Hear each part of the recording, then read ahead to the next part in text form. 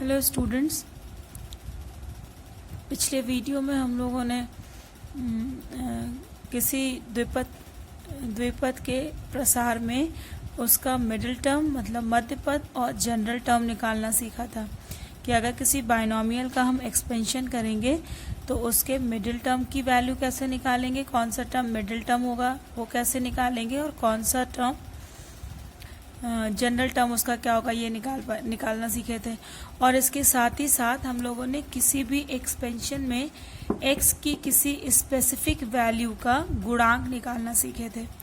बच्चों, ये जिस तरह का एक्सपेंशन आपकी बुक में दिया हुआ है उसमें x केवल एक पद में है ना, x+3 मतलब दूसरा पद जो है वो x से फ्री है।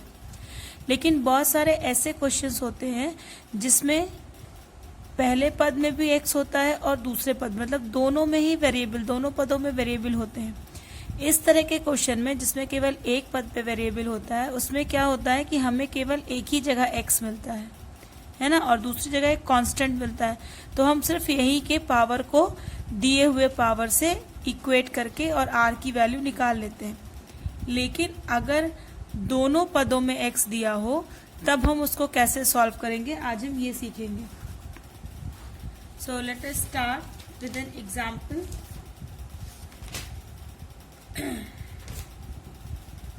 ये एग्जाम्पल मेरे पास जो बुक अवेलेबल थी, जो साइड बुक, मैंने उससे ही इस एग्जाम्पल को लिया है। You can try it by your what ever book you have, जो भी किताब आपके पास है आप उस किताब से कर सकते हैं। Let me note the question.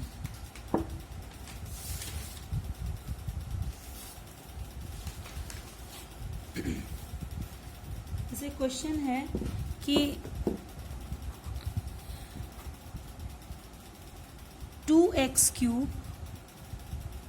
Minus 1/। So let us start with the question. मेरे पास जो साइड बुक थी मैंने उससे एक क्वेश्चन लिया है आपको समझाने के लिए, and you can practice from your book. So it is 2x minus 1/3x³ to the power 10. 2x³ minus 1/3x³ to the power 10 के प्रसार में x to the power 6 का गुणांक हमें निकालना है।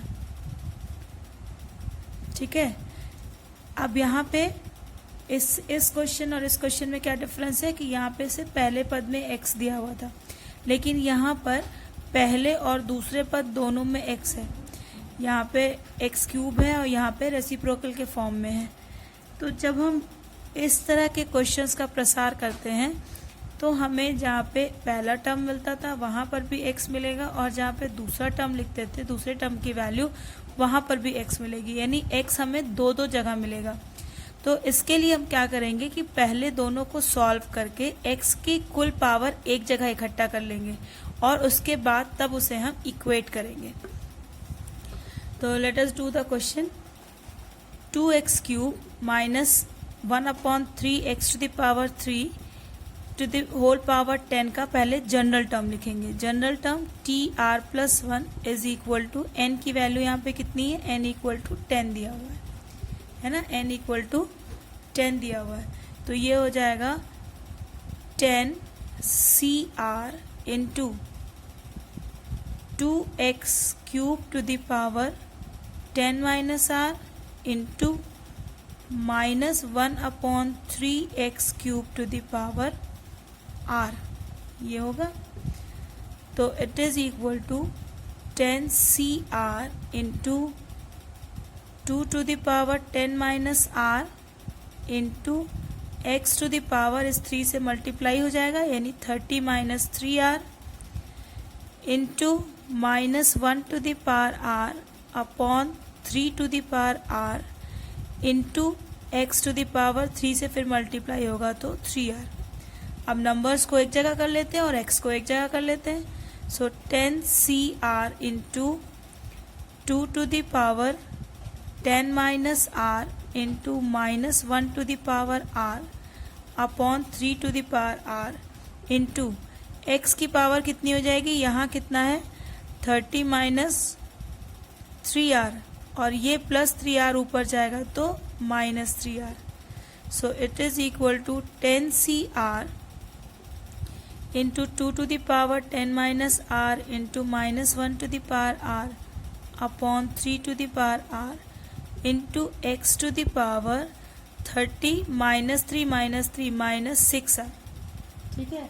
So it is 2 to the power 10 minus r into minus 1 to the power r upon 3 to the power r. ये हो गया कोफिशिएंट, और यहाँ पे ये हो गई x की पावर. अब हमें ये पावर कितनी चाहिए? x to the power 6. तो इट इम्प्लाइज कि 30 माइनस 6r की जो वैल्यू है वो 6 के बराबर होनी चाहिए.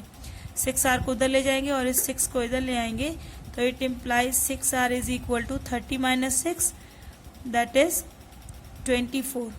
सो it implies r equal to 4. r की कितनी वैल्यू होनी चाहिए? 4 होनी चाहिए. ठीक है. तो देयरफॉर यहाँ पे t4 प्लस 1 यानी पांचवा पद है ना, कितना हो जाएगा?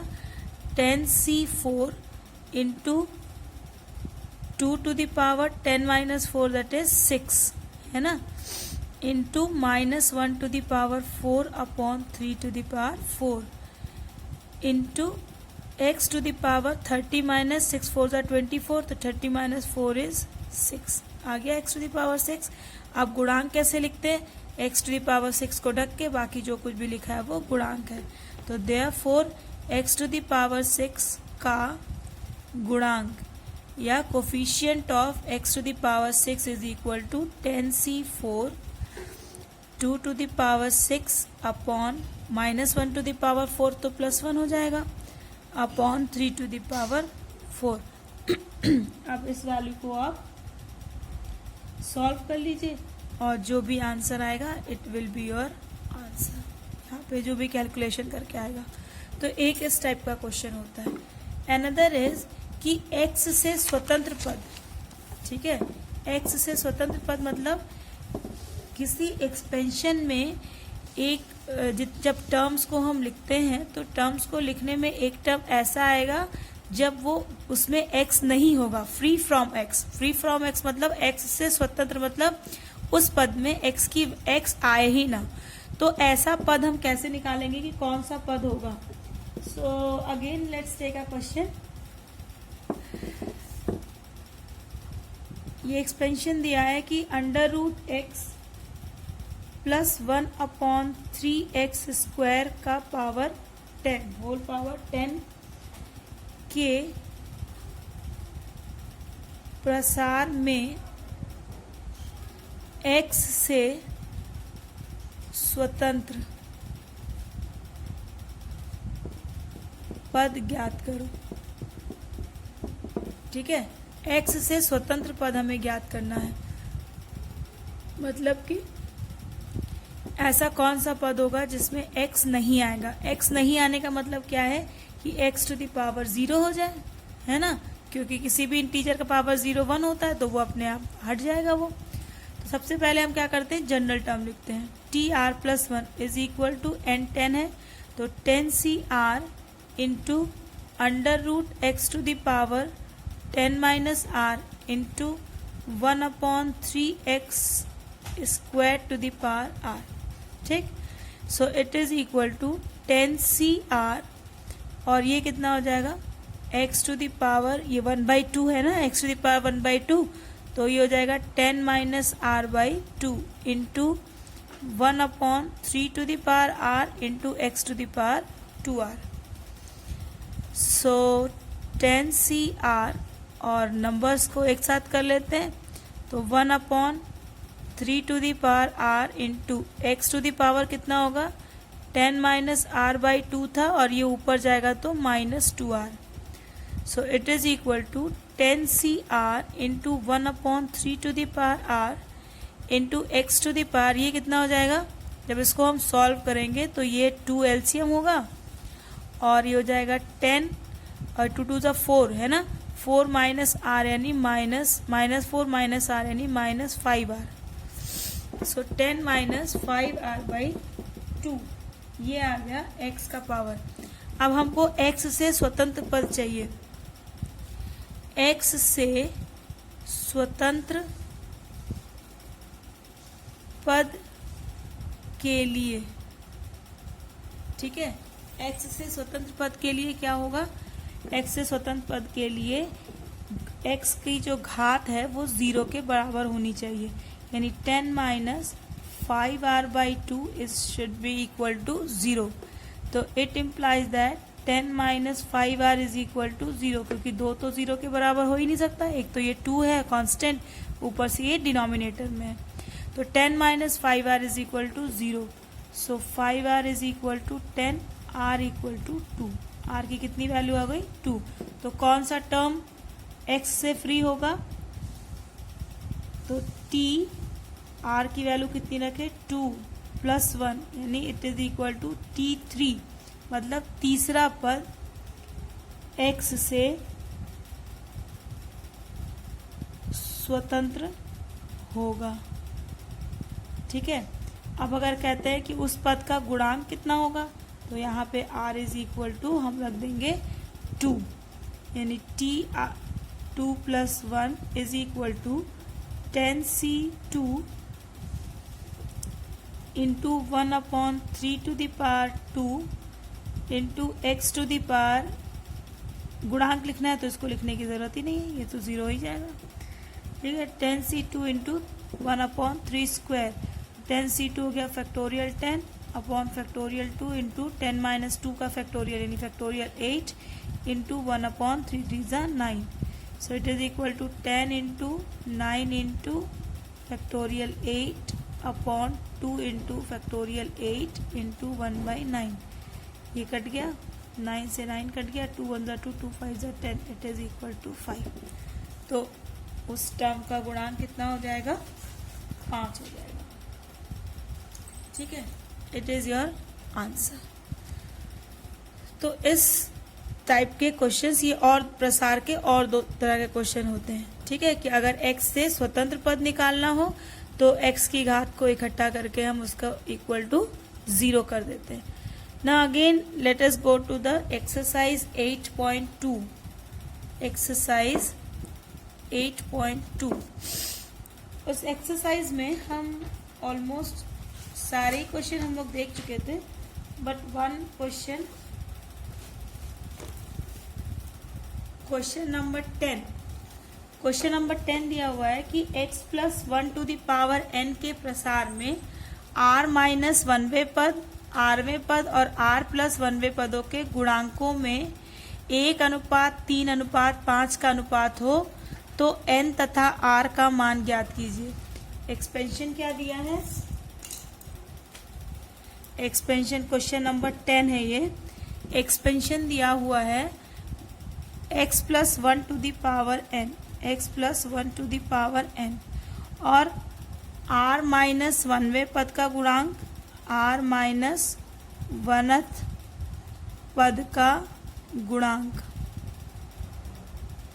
इस टू rth, जिस क्रम में लिखा हुआ है हम उसी क्रम में लिखेंगे, rth पद का गुणांक इस टू r प्लस 1th पद का गुणांक, ठीक है। ये बराबर दिया गया है 1:3:5। अब इसे हमें सॉल्व करना है। इसको सॉल्व करने से पहले 2 चीज़, पहली चीज़ कि अगर एक्सपेंशन x प्लस 1 है टू द पावर n है तो उसका जनरल पद क्या होता है, x plus 1 to the power n के प्रसार में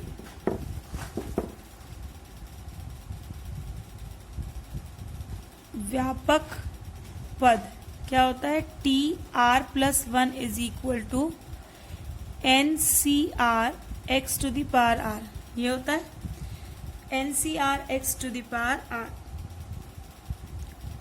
जितनी आर की वैल्यू है उससे एक पद ज़्यादा होता है, ठीक है। मतलब ये वैल्यू किसकी है, आर प्लस 1th टर्म की वैल्यू है, ठीक है।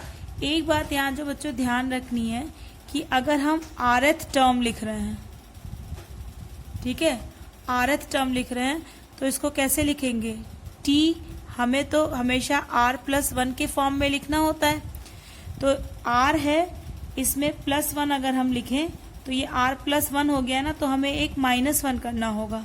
तो rth टर्म मतलब कैसे हम लिखेंगे इसे? t r-1 +1। यहाँ पे r की जगह पे हम क्या लेंगे? r-1, तभी तो -1 + 1 कट के r बनेगा। अगर हमें टी r+1th टर्म लिखना है तो हम इसको कैसे लिखेंगे? टी r+1 हमको r+1th टर्म हमको चाहिए और हमें इसे r+1 के फॉर्म में हमें लिखना होता है। तो जब हम ऐसे लिखेंगे तो हमें चाहिए क्या लेना होगा? r-2 + 1, तभी तो ये r-1th टर्म का होगा। r-1th टर्म अगर लेना है तो r-2 + 1, क्योंकि हमेशा जब भी हम जनरल टर्म लिखते हैं तो r+1 के फॉर्म में लिखते हैं, +1 होना ही चाहिए, ठीक है। तो अगर rth टर्म लिखेंगे तो r को लिखने में क्या करेंगे? हम +1 -1 कर देंगे, तो r-1 + 1, हमें ये मिल गया +1। r-1th टर्म है तो r-2 + 1 कर दिए, -2 + 1 -1 हो जाएगा और ये फिर से हमें +1 मिल गया। तो अब हम सबसे पहले क्या करेंगे कि सभी टर्म्स, दिए हुए टर्म्स का गुणांक लिखेंगे। तो जनरल टर्म क्या होता है? tr+1 NCR x⁻r, तो r+1वें पद का गुणांक, देयरफॉर r+1वें पद का गुणांक इज इक्वल टू, ये इतना ही हो जाएगा, it is equal to NCR, ठीक है। फिर rवें पद का गुणांक, rth टर्म का कोफिशिएंट, हाँ, rवें पद का गुणांक मतलब coefficient of rth term. rth term को हमने भी देखा था कैसे लिखते हैं? r-1, यानी r की जगह पे क्या हो जाता है?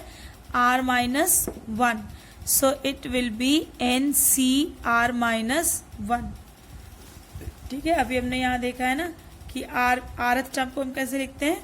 r-1 + 1, यानी r की जगह पे क्या हो जाता है? r-1, तो rवें पद का गुणांक हो गया NCR-1।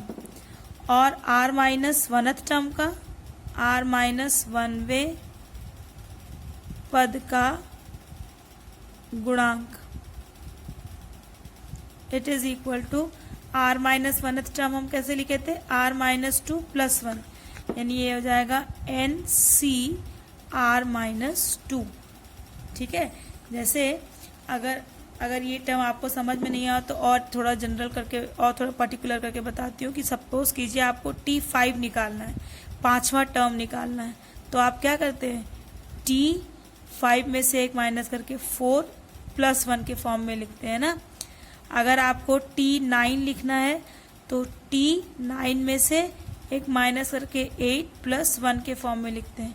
तो ऐसे ही अगर आपको TR लिखना है, rth टर्म लिखना है, तो आप क्या करेंगे? r में से एक माइनस कर देंगे और प्लस उसको 1 कर देंगे। अगर TR+1 का लिखना है तो कैसे करेंगे आप? TR+1 का लिखना है अगर, तो ये +1 के फॉर्म में दिया ही हुआ है r+1। और अगर TR-1 का लिखना है, TR-1, तो इसको कैसे लिखेंगे? T, इसमें से एक और कम करेंगे तो T-1 यानी ये हो गया r-2 + 1, इस तरह से लिखते हैं, ठीक है। तो अब आई होप कि अब आपको ये समझ में आ गया होगा। इन गुणांकों का अनुपात क्या दिया गया है? NC पहले दिया था, सबसे पहले r-1th टर्म, r-1th मतलब ये NCR-2 इज टू rवें टर्म का, यानी NCR-1 is to NCR is equal to 1:3:5, तो हम एक बार में कोई भी दो ले सकते हैं। तो अगर पहला और दूसरा लें हम, तो ये कितना हो जाएगा, N C R minus two upon N C R minus one is equal to 1/3। हाँ, हमें एन और आर की वैल्यू निकालनी है, तो हम पहले दूसरे को ले लेंगे एक बार, और एक बार दूसरे और तीसरे को ले लेंगे। तो इससे हमें दो इक्वेशन मिल जाएंगे, फिर हम उनको सॉल्व करके एन और आर की वैल्यू निकालेंगे। इसकी वैल्यू कैसे लिखे, ये हो गया factorial N upon R minus two है ना, तो आर माइनस टू का factorial into N minus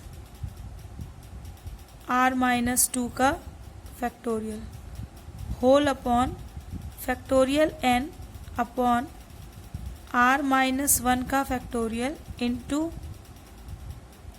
N minus R minus one का factorial, it is equal to 1/3। Factorial N से फैक्टोरियल एन कट गया, ये ऊपर चला जाएगा, ये नीचे आ जाएगा। तो ये हो गया आर माइनस वन का फैक्टोरियल इंटू एन, ये होगा माइनस आर प्लस वन का फैक्टोरियल, इस माइनस से अंदर इंटू हो गया, whole upon R minus two का फैक्टोरियल इंटू एन, ये हो गया माइनस आर प्लस टू का factorial, it is equal to 1/3। ठीक है, अब यहाँ से देखो r माइनस वन का फैक्टोरियल, फैक्टोरियल नोटिफिकेशन याद करो, इसको हम लिख सकते हैं r minus one into R minus two का फैक्टोरियल, है ना, और इसे हम लिख सकते हैं n minus R plus one का factorial whole upon r minus two का फैक्टोरियल इंटू, यहाँ पे जब हम माइनस वन करेंगे तो n minus R plus one plus two into N minus R plus one का फैक्टोरियल इज इक्वल टू 1/3। इससे ये कट गया और इससे ये कट गया, बचा क्या, r minus one upon N minus R plus two is equal to 1/3। तो क्रॉस मल्टीप्लाई करो, 3r minus one is equal to N minus R plus two, इनको इधर ले आओ और इस माइनस वन को उधर ले जाओ। तो 3r minus N plus R is equal to 1 plus 2। So 3r plus R it is equal to 4r minus N, 4r minus N is equal to, cross multiply किया तो 3r minus 3, okay, 3r minus 3 is equal to N minus R plus 2। तो ये हो गया 3r minus N plus are, और ये हो गया 3 plus 2। So it is equal to 4r minus N is equal to 5। It is equation number 1। Now take second and third term. So again 4c r minus 1 upon 4c r is equal to 3/5, है ना। 4c r minus 1 n है ये, nc r minus 1 upon nc r is equal to 3/5। nc r minus one की value कितनी होगी, factorial n upon r minus one का factorial into n minus R minus one होगा तो minus R और minus minus plus one का factorial whole upon N C R कितना हुआ, factorial n upon factorial r into N minus R का factorial, factorial n से factorial n cut गया is equal to 3/5।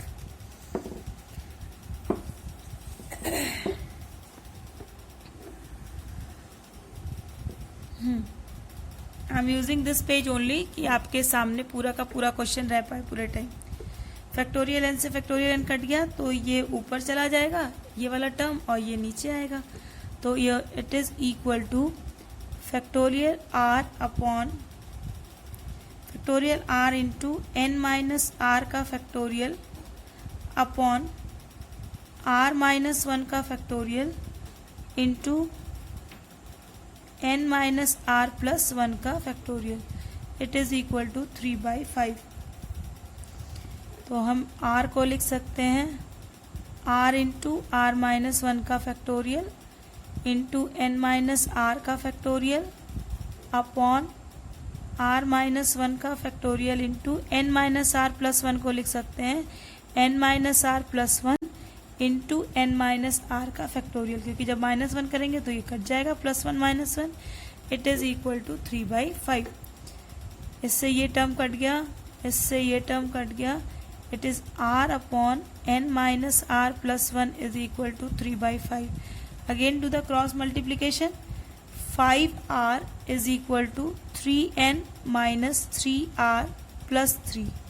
इनको इधर ले आओ तो 5r minus 3n minus minus plus 3r is equal to 3। 5r plus 3r it is equal to 8r minus 3n is equal to 3। ठीक है, अब इक्वेशन ये हो गया सेकंड। अब इक्वेशन फर्स्ट और सेकंड से from equation first and second, अगर इक्वेशन फर्स्ट में हम 2 से मल्टीप्लाई करके और इक्वेशन सेकंड में से माइनस कर दें, ठीक है, तो ये हो गया 8r minus 3n is equal to 3 और ये हो गया 4 2 8r minus 2n is equal to 10। Minus plus minus, plus 8r minus 8r cancel, minus 3n plus 2n minus n is equal to minus 10 plus 3 is minus 7। So it is equal to, minus से minus cut गया, n equal to 7, n की value आ गई 7। ठीक है, now r की value equation 1 क्या था, 4r minus n is equal to 5। तो 4r minus 7 is equal to 5। So 4r is equal to minus 7 उधर जाएगा तो प्लस 7 हो जाएगा, it is equal to 7 5 12। So r is equal to 3। So n equal to 7 and r equal to 3। तो in this way you can solve the question. अब इसके बाद आप मिसलीनियस को अपने आप कीजिए, मिसलीनियस एक्सरसाइज को, and go through each and every question of the exercise as well as of the miscellaneous. Miscellaneous के और एक्सरसाइजेस के सभी क्वेश्चन, कम से कम एनसीईआरटी तो आपको कंप्लीट करनी ही करनी है। ठीक है, इसको कंप्लीट कीजिए और इसमें जो भी क्वेश्चन आपको पूछना हो वो क्वेरी सेशन में पूछें। बच्चों, इनबॉक्स में मुझे किसी बच्चे ने एक क्वेश्चन पूछा था, sorry I cannot reply that time, अभी मैंने आज इसे देखा है तो उसमें मुझे क्वेश्चन क्लियर नहीं है। सो please whenever you ask any question, ask it clearly. ठीक है, उसमें 2 सीरीज दी गई है, उस सीरीज का प्रोडक्ट निकालना है या n की वैल्यू है, या मुझे वो क्वेश्चन कंप्लीट ही नहीं लगा actually. So please whenever you ask any question, ask it clearly और click a photo of the question. ठीक है, and then send it to me, फिर उसे आप मेरे पास भेज दीजिए, I will solve it for you. Okay, so please whosoever is has asked that question, please send the question again. So till then, keep on practicing, be safe. Thank you.